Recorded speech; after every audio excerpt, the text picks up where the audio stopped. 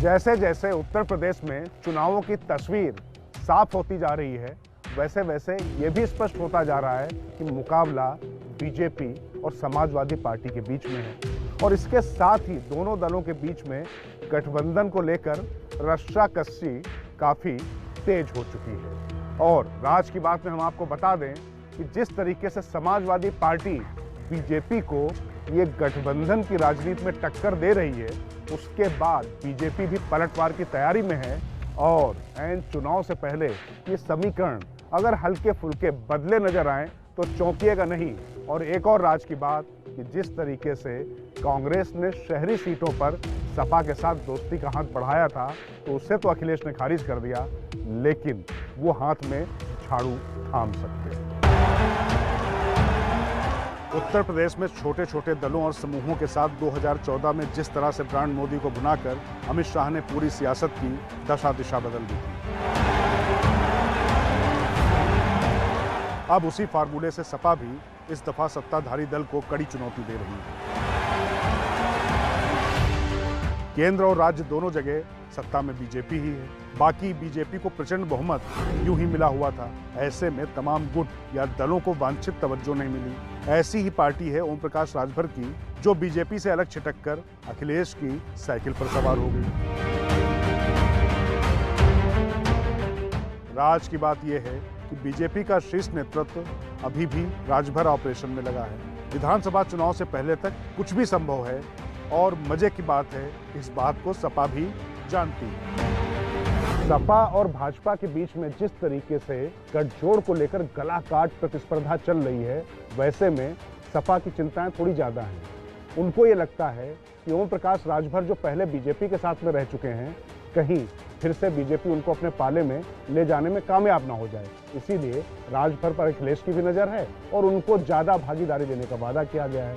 और साथ ही अखिलेश ने बीजेपी के साथ जो निषाद पार्टी है उसके संजय निषाद पर भी दौरे डाले हैं। तो बीजेपी कहाँ पीछे रहने वाली है? ओम प्रकाश राजभर के सपा में जाने के बाद से उनके साथ है एक दल, महान दल, जो सपा में राजभर की मौजूदगी से थोड़ा डिस्टर्ब हैं, विचलित हैं। तो अमित शाह की टीम ने अब उन केशव देव मौर्य पर दौरे डालने शुरू कर दिए। ये तो रही पूर्वांचल के कुनबे में मची खींचतान को लेकर। राज की बात यह कि पश्चिमी उत्तर प्रदेश में एक बड़े मोर्चे पर अब समाजवादी पार्टी आश्वस्त है। पश्चिम में राष्ट्रीय लोकदल यानी जयंत चौधरी के साथ अखिलेश की मंगलवार को ही मुलाकात के बाद अब गठबंधन बना रहना तय है। हालांकि बीजेपी और कांग्रेस भी जयंत के संपर्क में रहे हैं। कांग्रेस ने बीएसपी के साथ रालोद को लेकर गठबंधन का चारा फेंका था, लेकिन मायावती की तरफ से कोई संकेत ही नहीं आया।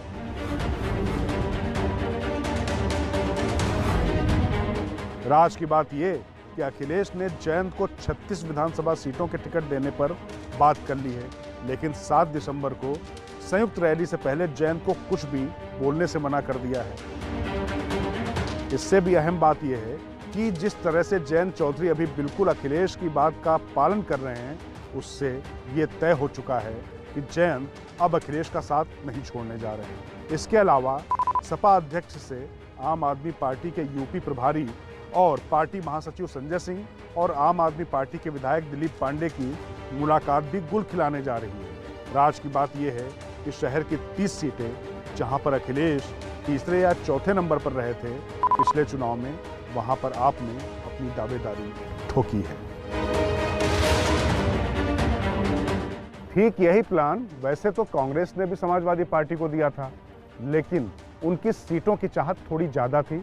वो 60 से ज्यादा सीटें चाह रहे थे। वैसे आम आदमी पार्टी ने भी ऐसी 30 सीटों की सूची अखिलेश को सौंपी है, लेकिन अपना खाता खोलने की जुगत में जाहिर तौर पर आम आदमी पार्टी सीटों के नंबर पर समझौता करेगी ही।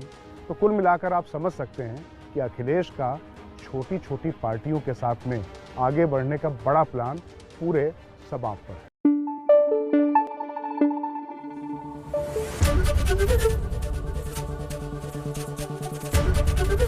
एबीपी न्यूज आपको रखे आगे।